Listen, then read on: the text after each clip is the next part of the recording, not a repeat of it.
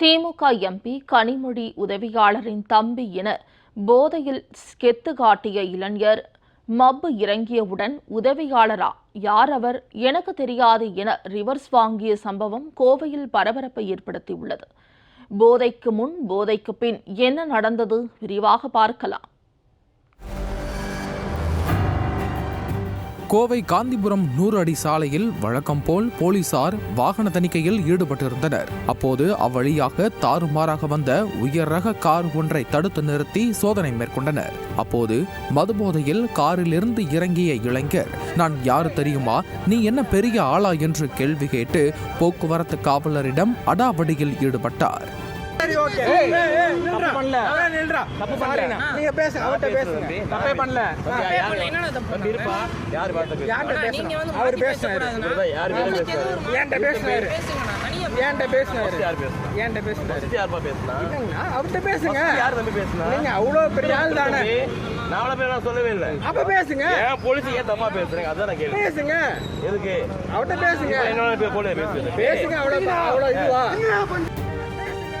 இதனையடுத்து அந்த இளைஞரின் செல்போனை போலீசார் பறித்ததாக தெரிகிறது.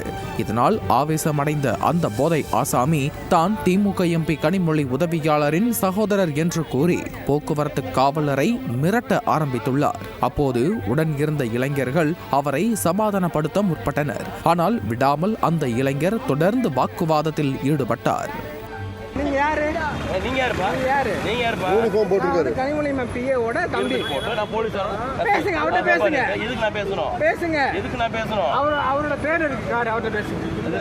அவரோட பேர்ல இருக்கு காரு. டிராபிக் போலீஸ் எவ்வளவு போலீஸ் வர சொல்றேன், அவர் பேசுறோம், யார வேணாலும் வர சொல்லுங்க. என் போனை என் கையில வரணும், காரம் கொடுங்க, எங்க வர சொல்லுங்க. தங்க வாட, நான் பாத்து ஒண்ணுமே சொல்ல. குடிபோதையில் காரை ஓட்டியதோடு காரை தடுத்து நிறுத்திய போக்குவரத்து போலீஸை போதை ஆசாமி மிரட்டும் வீடியோ பரபரப்பை ஏற்படுத்தியது. கனிமொழியின் உதவியாளருடைய தம்பி என அந்த நபர் கூறியதால் சற்று வளவளத்து போன போலீசார் பெரிய இடத்து விவகாரம், நடவடிக்கை எடுக்கலாமா வேண்டாமா என யோசித்தனர். பின்னர் ஒரு வழியாக காரில் வந்த 3 இளைஞர்களை கைது செய்து அவர்கள் மீது வழக்கு பதிவு செய்தனர்.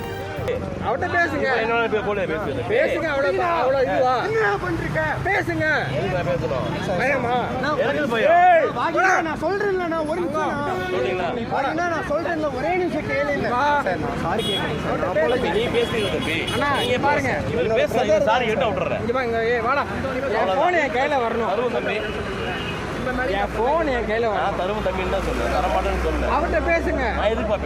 நீங்க யாரு?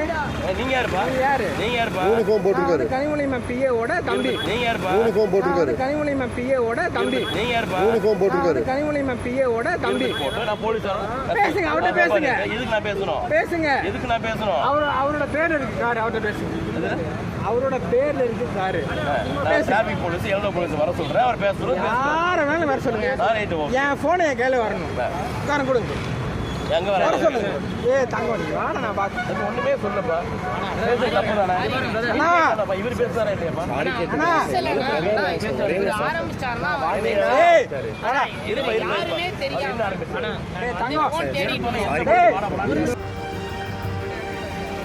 இந்த நிலையில் மதுபோதையில் இருந்ததால் திமுக எம்பி கனிமொழியின் பெயரை தவறாக பயன்படுத்தியதாக மன்னிப்பு கேட்கும் வீடியோ வெளியாகி பரபரப்பை ஏற்படுத்தியுள்ளது.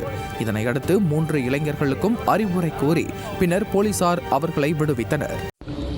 வணக்கம், என் பேர் கிரண். நானும் என் ஃப்ரெண்ட்ஸும் பொள்ளாச்சிலேருந்து கோயம்புத்தூர் ஒரு சின்ன பர்சனல் ஒர்க்காக போயிருந்தோம். முடிச்சுட்டு கோயம்புத்தூர்லேருந்து பொள்ளாச்சி போகும்போது கோயம்புத்தூர் 100 ஃபீட் ரோட்டில் போலீஸ் செக்கிங் இருந்தது.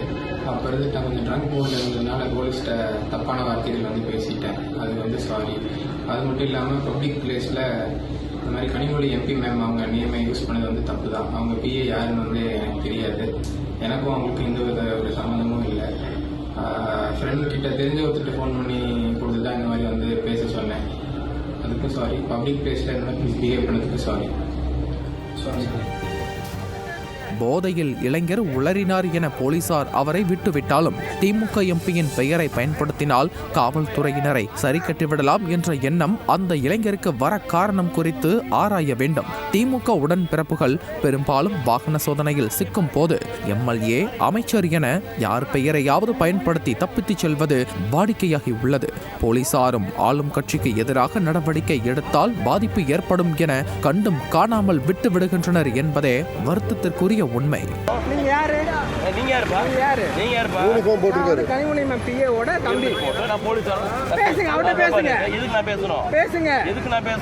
அவரோட பேர் இருக்கு.